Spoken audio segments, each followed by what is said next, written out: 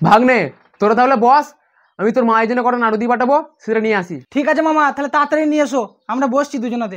দাঁড়া আসি।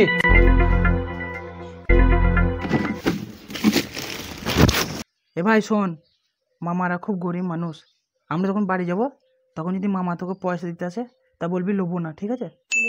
ভাগ্নের আমার কত ভালো, আমাকে কত ভালোবাসে। এনে ভাগ্নে নাড়ুটা ভরে নে। এ ভাই চ তাহলে। টাকা তো নেবে না বল, তাহলে 500 টাকা দিতে চাই, আমার টাকা আমারই থেকে যাবে। এ দাঁড়া দাঁড়া দাঁড়া দাঁড়া, এনে 500 টাকাটা রাখ, তোরা দুজনে রাস্তায় কিছু কিনে খাস। না মামা থাক, টাকা রেখে দাও, টাকা দিতে হবে না। এই চুপ কর, বড়টা দিলে লিখতে হয় জানিস না? কই দাও মামা, আমাকে দাও। চ। ये सब क्या देखना पड़ रहा है। কেমন দিলাম বলতো 500 টাকা বসিয়ে? সালাদের পাল্লায় পরে আমার 500 টাকাটা গেল রে, ভাবলাম নেবে না, সালারা কি ফাঁদা খেললো আমাকে।